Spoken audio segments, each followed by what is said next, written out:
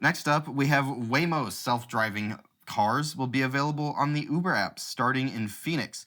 If you don't remember what Waymo is, because they are go in and out of the news all the time and nobody knows what's really happening. Waymo is Alphabet's or Google's self-driving car company that has been building self-driving vehicles that were supposed to be the original idea, if I'm remembering correctly here, was they would have about a $10,000 add-on you could throw on any car and turn that car into a self-driving vehicle. Now that has changed many a times because it's Google and we're just lucky this product hasn't been killed off yet. But now they are basically building just self-driving vehicles like everyone else is, where that specific vehicle is the self-driving part, not an add-on to any vehicle. Here they have signed an agreement with Uber to use some of Waymo's autonomous vehicles just within Phoenix to do rideshare, which will be the first time that this is happening with a rideshare company where they're selling these self-driving cars to do this, which is kind of cool to see. And especially is a good way to make sure that Google's going to keep actually bothering to make these products. So good on them. Now, they're hoping to increase ridership by tenfold by next summer by partnering with existing ride hail and delivery platforms and try to do that. Now, Waymo could expand its reach and secure new customer beyond those who have already downloaded the company's branded Waymo app. So if you didn't know, Waymo, I believe, has an app in certain cities where you can have these self-driving cars come get you like an Uber, but this is specifically through Uber. It will be possible.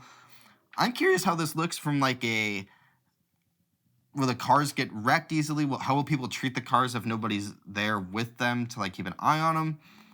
How does all that work? How does liability and all that? There's a lot of things to be figured out here yet, but this is cool to see, and I'm glad that they're finding partnerships like this.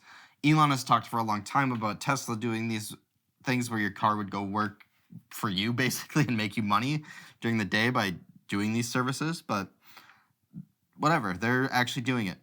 Now, the first phase of the partnership will start later this year in Metro Phoenix area, and earlier this month, Waymo doubled its service area in the region to 180 square miles, including downtown, the airport, and Arizona State Universities, and other East Valley suburbs. So a big deal to include the airport and the university.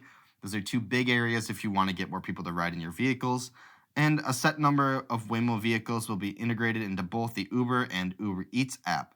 So not only will your autonomous vehicle bring you your food, it can also drive you places because you want that. Be interesting to see, depending on how these, I believe they're electric vehicles, so to see how long charging and all that takes, how that's all going to work out as well. There's just a ton to figure out. Cruise, one of Waymo's biggest competitors, also operates its own app and service in addition, creating testing and deployable self-driving technology. But the company hasn't announced any plans yet to basically join in on these ride-sharing services, but wouldn't be surprising if they do. Waymo is leading the way somehow all of a sudden in these self-driving services like this, and it's great to see. We'll have to see what ends up happening here and how profitable this ends up being if you're splitting. There's no driver to pay, but in terms of splitting between Waymo and Uber, how does that look with the car maintenance and everything? Or is Waymo kind of happy to just have the car get some miles? Or how does an accident work if you're in a car with no driver?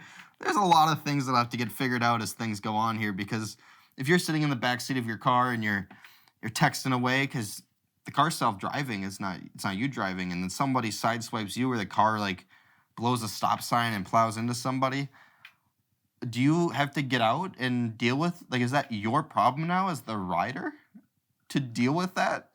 Because who's, like, that's a huge waste of your time versus, like, your driver's got to take care of it. Obviously, you'd probably be staying there anyways for the police report, blah, blah, blah, but there's just a lot of weird scenarios that could happen with a system like this.